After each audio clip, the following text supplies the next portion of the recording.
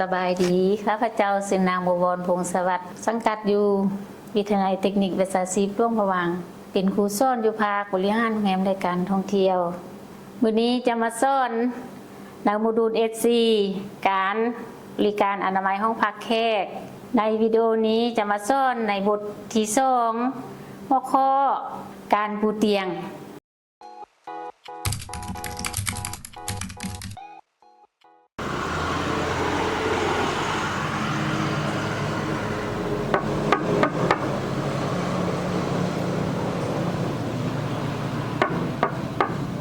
สบายดีแม่บ้านมาทำความสะอาดห้องพัก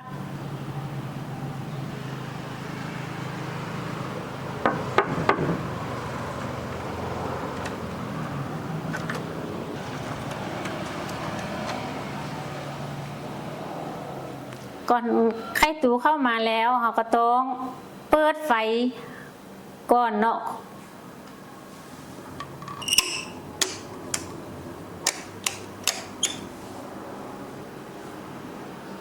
เพื่อให้มันมีความสว่างอยู่ในห้องหลังจากเราเปิดไฟแล้วเราก็มาเปิดผ้ากางแล้วก็ไข้ปองเยี่ยมเพื่อให้อากาศเข้ามาเนาะ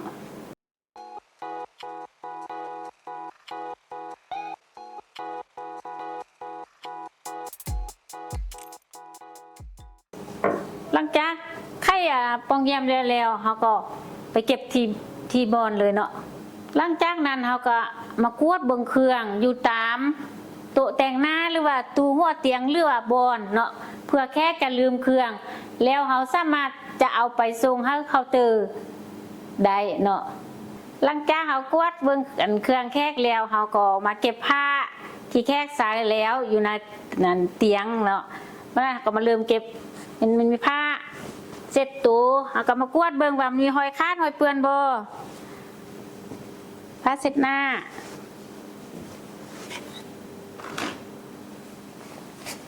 กับผ้าเช็ดมือแล้วเราก็มาทอดปลดหม้องออก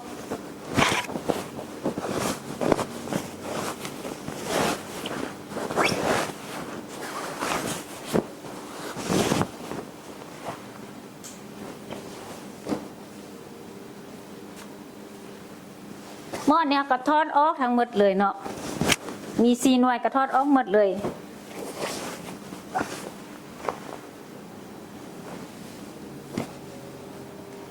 หลังจากเอาพวกหม้อนออกแล้วเราก็มาเอาขาผ้าห่มออก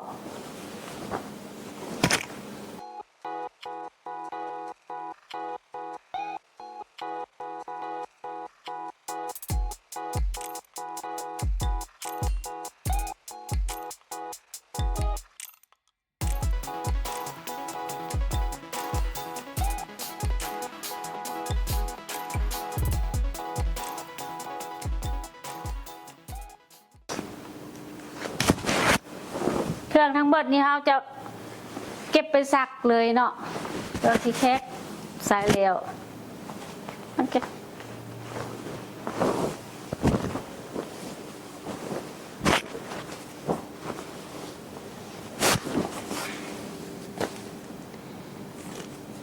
แล้วก็ทอดผ้าปูออกเลย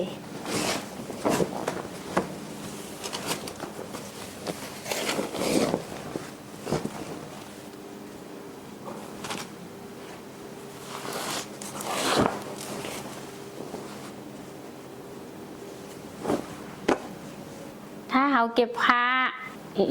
แล้วเราเห็นผ้าที่ขาดเราก็สามารถแจ้งทางเคาน์เตอร์เพื่อให้ทางเคาน์เตอร์นั้นคิดรายเงินเพิ่มกับแขกห้องที่เราอนามัยถ้าว่าเราบ่แจ้งเราเฮ็ดได้มานี่มันก็เป็นความรับผิดชอบของเราเนาะถ้าว่าเราเห็นปุ๊บเขาก็แจ้งไปทางเคาน์เตอร์เพื่อว่าให้ทางเคาน์เตอร์หันคิดรายเงินเพิ่มกับแขกห้องที่เพิ่นมาพักหัน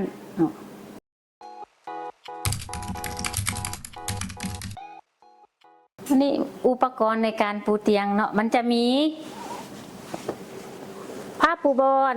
เนาะสำหรับไว้ปูบอน แล้วก็มีคาผ้าห่มแล้วก็ผ้าห่มมีคาร์บอนสี่หน่วยแล้วก็ม่อนเนาะม่อนกับใส่4 หน่วยเลยจากนั้นมันก็มีผ้าเช็ดมือทรงพื้นผ้าเช็ดหน้าทรงพื้นแล้วก็ผ้าเช็ดตู้ทรงพื้นเนาะแล้วก็มีผ้าโซเตียง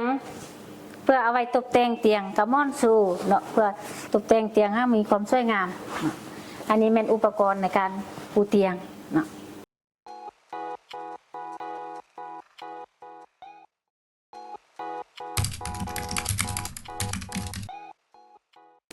หลังจากเก็บอุปกรณ์แล้วเขาก็บัดใส่อันขาบม่อนไว้เลยเนาะทั้ง4 หน่วยทีใส่ขาบม่อนแม่นเขาจะเอาม่อนเนาะมาแล้วเขาเอาอันมือเขานี้เน้นลงแล้วก็จับทางส้มแกนี่ยัดใส่ขาบม่อนเลย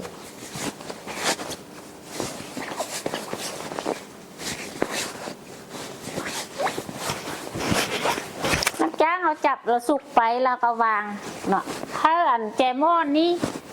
ทางซ่องแจอยู่เบื้องเข้านานี้ถ้ามันอยู่แจข้องผ้าม่อนศพม่อนแล้วก็เอาอันทางซ่องแจนี้เข้าศพม่อนทางซ่องเนาะ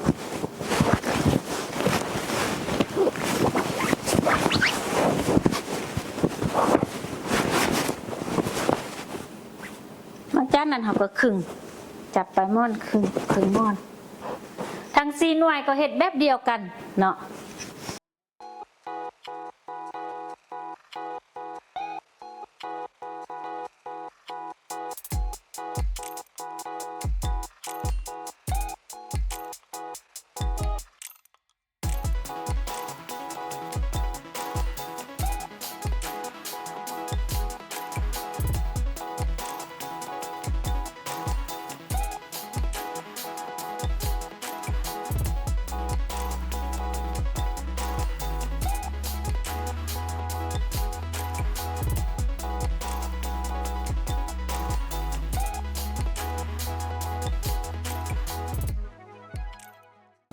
หลังจากเขาใส่ขาม่อนแล้วเขาก็เอาผ้าปูบอนเนาะมาแล้วเขาก็มายืนอยู่ทางดุมห้องเตียงเนาะแล้วก็โยนผ้าไปเขาก็มาเบิ่งนะสังเกตเบิ่งผ้าถ้าว่าเห็นหอยเปื้อนเขาก็สามารถเปลี่ยนผ้ามาเนาะ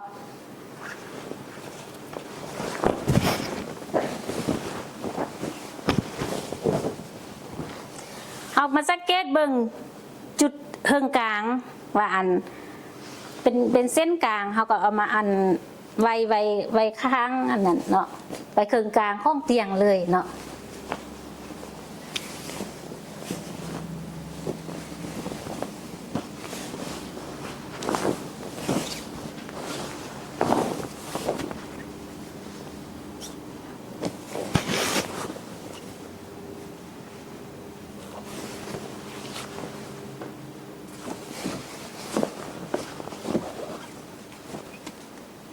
เขาก็เบิ่งว่าทางข้างนั้นกับข้างนี้นะเขาปล่อยผ้า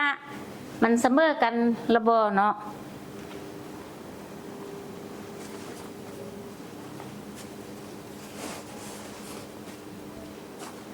หลังจากเขาปูเบิ่งผ้าเบิ่งทางข้างมันเสมอกันถ้าว่าทางได้ยาวเขาก็สามารถดึงผ้าเนาะแต่เขาสังเกตเบิ่งจุดที่เส้นกลางเนาะมันอยู่เครื่องกลางข้องเตียงระบเนาะถ้าอยู่แล้วเขาก็มาเริ่มเอามุมเนาะเอามุมผ้า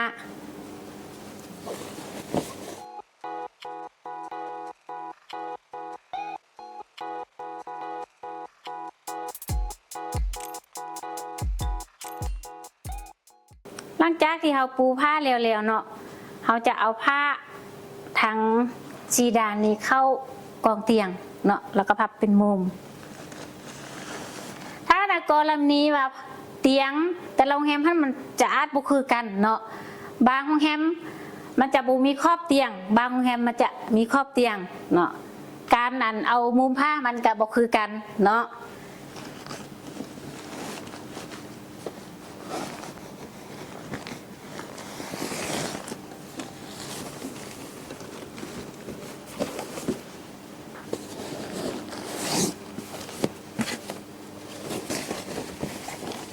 วันนี้เราจะ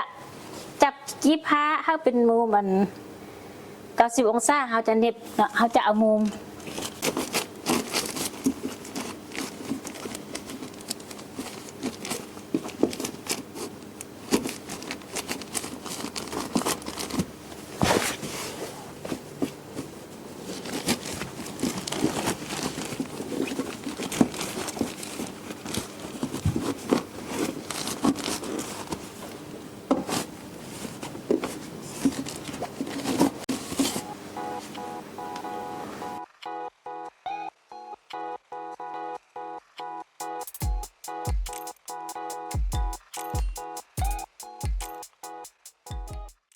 ตอนเน็บแขนผ้าเขาแต่ละมุมเอาคือกันเลยเนาะมุมก็10 องศาเลยมานี้เนาะก็เน็บเข้าขึ้นผ้า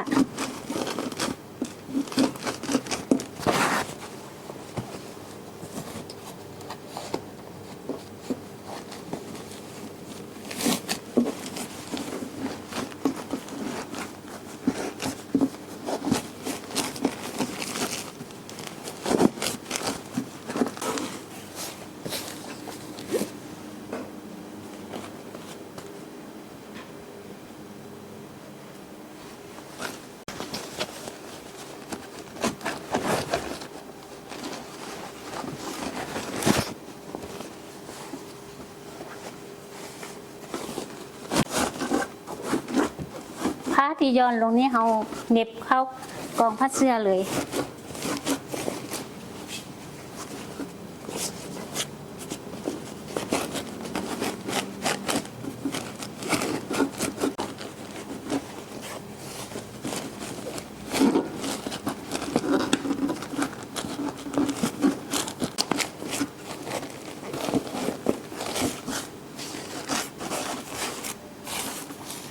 ร่างจ้าเฮาก็บึงความเป็นระเบียบเรียบร้อยแล้ว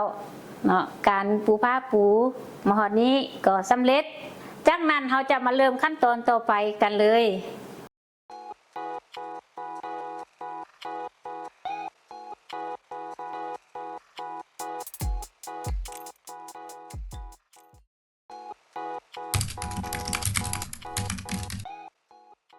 ขั้นตอนนี้แม่นขั้นตอนการใส่คาผ้าห่มเนาะผ้าห่มกันราคาผ้าห่มเราเอาคาผ้าห่มมาพึงออกทั้ง4 แจของเตียงแล้วหลังจากนั้นเราก็จับเอาผ้าห่มทั้งส้นทั้งซ่องเบื้องเข้าถ้าว่าการใส่คาผ้าห่มถ้ามี2 คนมันอาจจะง่ายมือขึ้นเนาะถ้าเฮ็ดผู้เดียวมันจะค่อยระมัดระวังเพราะว่าผู้เดียวเฮ็ดเนาะมันก็เวลามันก็จะซาไปถ้ามี2 คนเวลามันจะไวขึ้นในการปูเตียงเนาะและหลังจากนั้นเราก็ต้องเอาผ้าห่มหันน่ะเข้าเนื้อทั้ง4 มุมของขาผ้าห่มให้ละเอียดแล้วเขาก็เบิ่งผ้าห่มทางปลายเตียงหรือว่าข้างเตียงให้มันเสมอกันเนาะหลังจากเสมอกันแล้วเขาก็พับผ้าห่มทั้งหัวเตียงลงประมาณ20 หรือ 30 เซนหลังจากนั้นก็เน็บผ้าห่มเข้ากองเตียงทั้ง4 ด้านเนาะของเตียงเนาะเขาก็มาสังเกตเบิ่งผ้าเนาะถ้าทางปากผ้าเขาก็ต้องเอาไว้ปลายเตียงเนาะทางนี้เราก็เอาขึ้นไปทางหัวเตียงเขาจะยืนข้างเตียงหรือว่าตีนเตียงก็ได้เนาะแล้วก็จับเบื้องนึงโยนผ้าไปแล้วก็พึงผ้าออก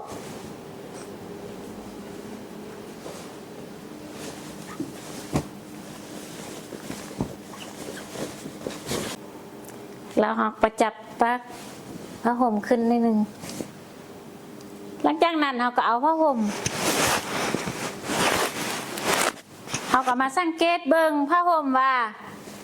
มันมีก้าบ่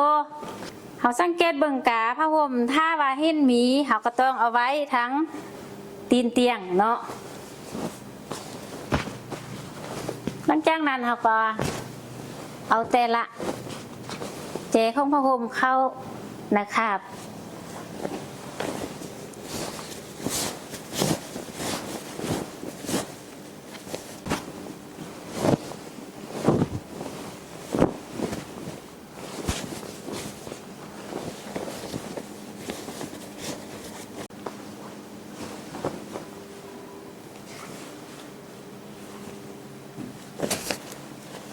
เอาเข้าทางส้มข้างเลย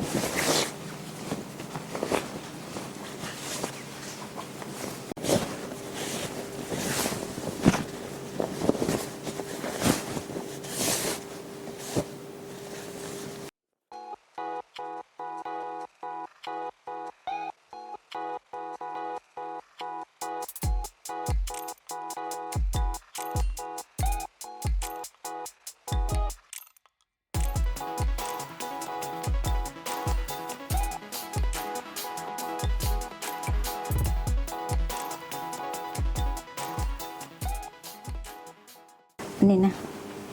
เขาก็แปลงผ้าแต่ละมุมแต่ละเจหันถ้ามันเข้า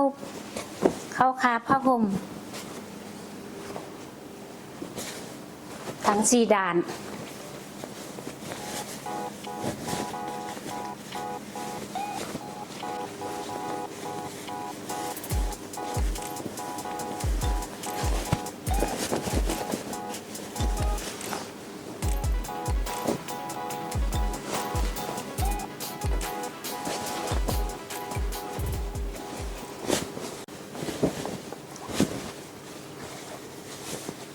ต้องถกให้มันเข้ามุมกัน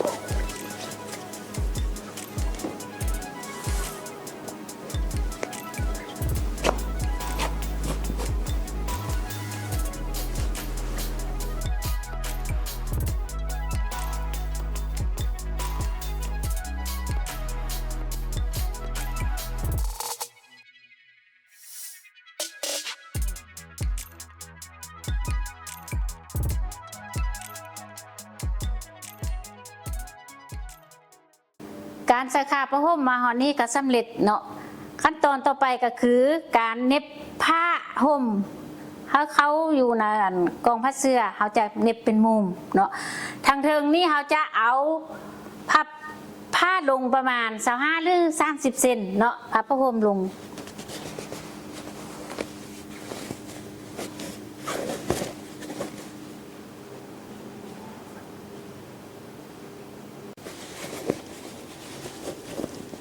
หลังจากพับลงแล้วเขาก็เน็บผ้าห่มเนาะเข้ากองผ้าเสื้อเลย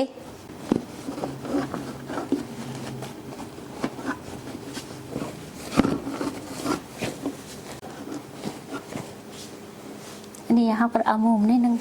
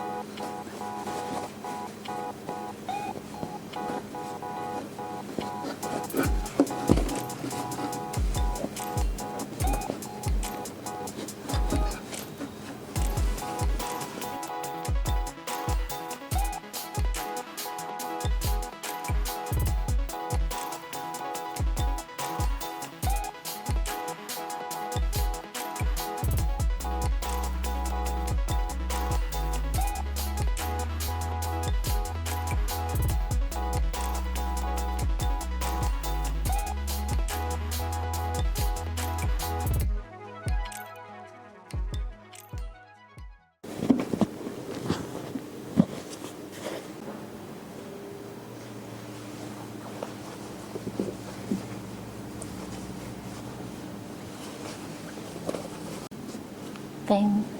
งผ้าลินผ้าเนี่ยเข้า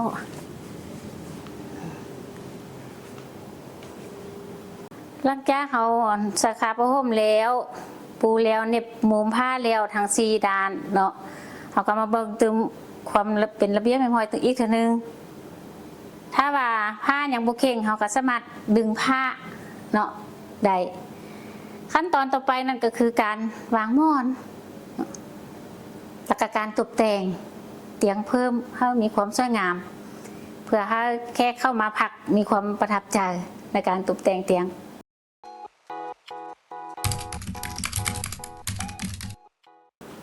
มาฮอดขั้นตอนในการวางหม้อนเนาะเขาก็มาสังเกตเบื้องหม้อนว่าหม้อนเฮาที่ใส่ขาบไว้ก่อนหน้านั้นน่ะมันเหี่ยวโบถ้าหม้อนมันเหี่ยวเขาก็สามารถมาตบหม้อนคันวิธีตบหม้อนนั้นเขาต้องตบทางข้างของหม้อนถ้าว่าเขามาตบทางหน้าหม้อนเจดเขาหม้อนเขาเหี่ยวเนาะวิธีตบเขาก็ต้องตบทางข้างเนาะตบซ่องหรือซ้ำเถื่อก็ได้เนาะหลังจากตบหม้อนแล้วหม้อนเขาสังเกตเบิ่งมันพึ่งแล้วเนาะมันละเขาก็มาเบิ่งก่อนจะไปวางมันนี่เขาก็ต้องมาจับแจของหม้อนซ่องเบืองเนาะมาทุ่งซ่องหรือซ้ำเถื่อเนาะก็จึงไปวางวิธีวางหม้อนเขาเอาถังปักหม้อนหรือทางลินหม้อนเนาะเข้าทางนาวิธีวางหม้อนเขาก็จับทุงหม้อนเนาะเขาก็มาสังเกตเบิ่งเอาทางได้เข้าเนาะเขาก็มาเบิ่งเอาทางลินหม้อนหรือปักหม้อนเข้าทางนาแล้วก็วางเนาะเขาก็เบิ่งถ้ามันครึ่งเนาะห้องเตียงเขาจะวางทั้ง4หน่วยเลย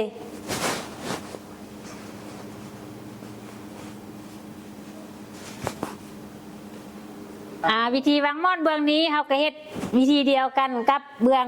นั่นที่เขาวางเนาะ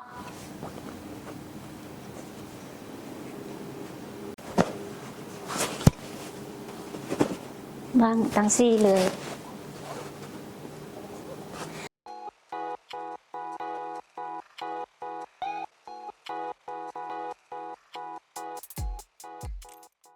วันนี้เขาวางหม้อนเป็นที่เรียบร้อยแล้วเนาะ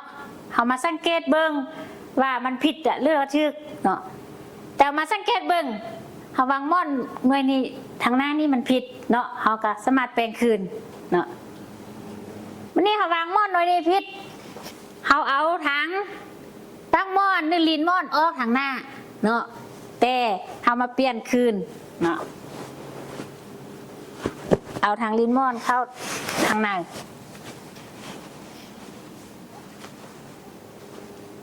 การวางหม้อนก็สำเร็จเลยเนาะเพียงเท่านี้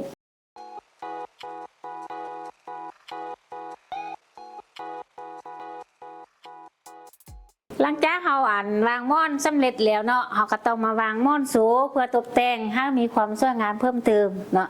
การวางหม้อนโซเขาจะวางตั้งแบบนี้เลยก็ได้เนาะหรือว่าเขาจะวางเสลี่ยงเนาะทางซ่องหน่วยเลยเนาะ เขาจะวางตังหรือวางเสลียงคือกันเบื้องนั้นกับอันเสลียงเขาก็ต้องเฮ็ดเสลียงเขาก็ต้องสังเกตเบื้องปลายม่อนเบื้องนี้กับเบื้องนั้นเขาเสมอกันเนาะถ้าบ่เสมอกันเขาก็แปลงเนาะ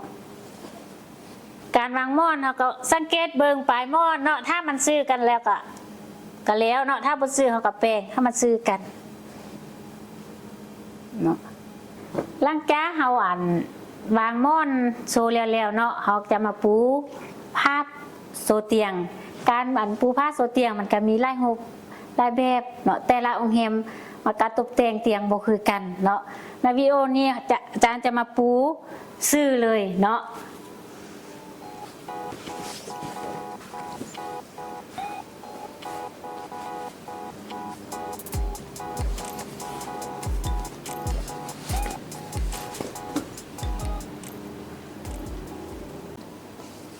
ก็ต้องสังเกตเบิ่งว่ามันซื้อและเสมอกันบ่ทางเบื้องนั้นกับเบื้องนี้เนาะปลายผ้าของเบื้องนั้นเบื้องนี้ถ้ามันเสมอกันการตกแต่งเตียงด้วยม้วนโซและผ้าตกแต่งเตียงก็สำเร็จเนาะขั้นตอนต่อไปเขาจะเอาผ้าเสร็จหน้าผ้าเสร็จมือผ้าเสร็จตัวเนาะมาพับเป็นรูปลายดอกบัวกับรูปเทียนตกแต่งเพิ่มเติมในการตกแต่งผ้าเสร็จหน้าเนาะเพิ่มเติมเขาสามารถพับเป็นลายรูปแบบจะเป็นลายตัวห้องหรือว่าลายดอกไม้เนาะในวิดีโอนี้จะมาสาธิตในการพับผ้าเสร็จตัวและผ้าเสร็จหน้าเป็นรูปดอกบัวและรูปเทียนเนาะขั้นตอนในพับดอกบัวเนาะผ้าเสร็จตัวนี้เอาพับครึ่งเข้าหากันแล้วก็วาง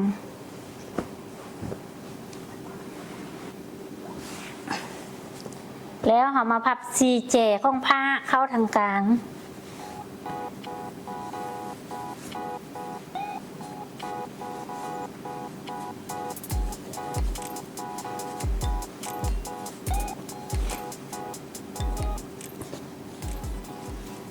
หลังจากนั้นเราเอามือจับบนทางกลางนี่เนาะปีนคืน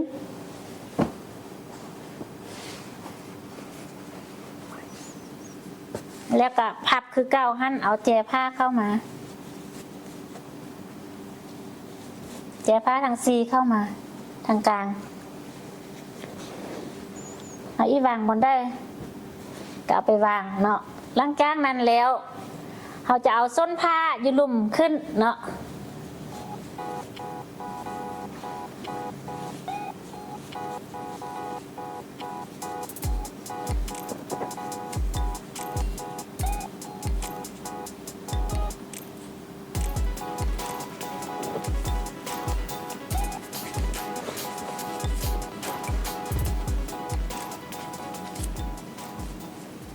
เขาจะเฮ็ดทั้งซ่องพื้นเลย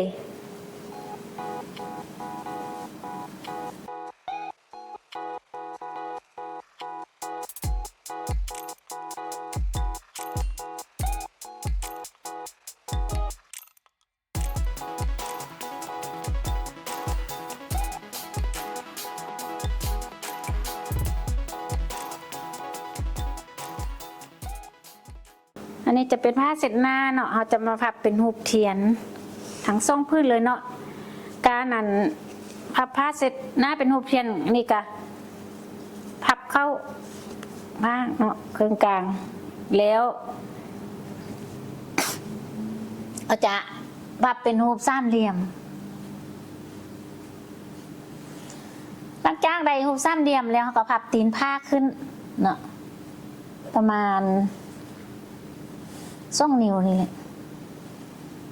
หลังจากนั้นแล้วก็ปีนผ้าขึ้นแล้วก็ห้ำแจ้ผ้าจนไปสุดเลยหลังจากนั้นก็เอาส้นผ้าหนีบข้อผ้านี่เนาะจะได้เป็นรูปเทียน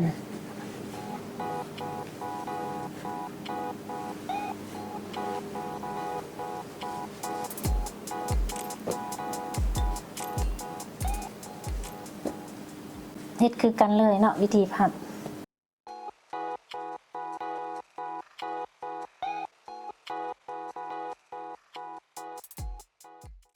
เสร็จมือมานี่นะ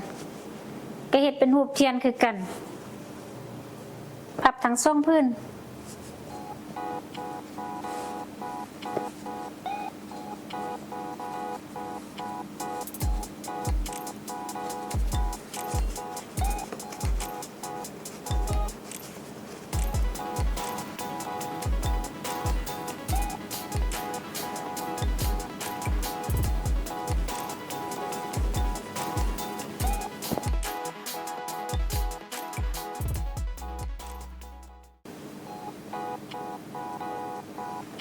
ตั้งนี้ได้หมดละ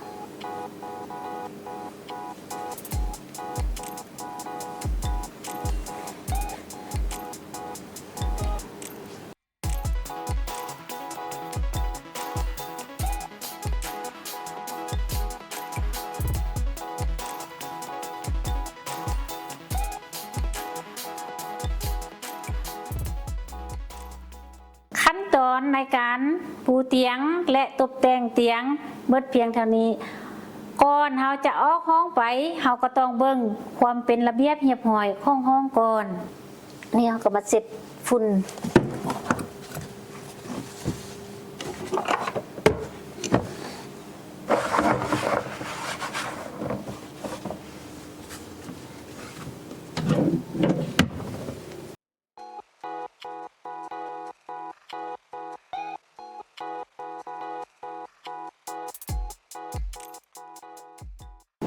ก่อนเราจะออกห้องไปเราต้องมอบพื้นอีกทีหนึ่งเนาะวิธีมอบเราก็ถอยหล่างออก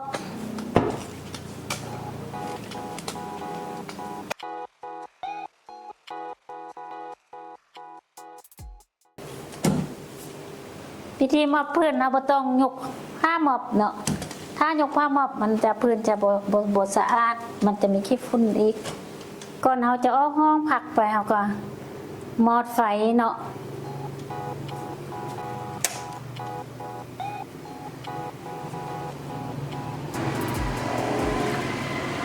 หลังจากนั้นเราก็ใส่สเปรย์ดับกลิ่นซีดแล้วก็ยาซีดยุงเนาะเพิ่มกัน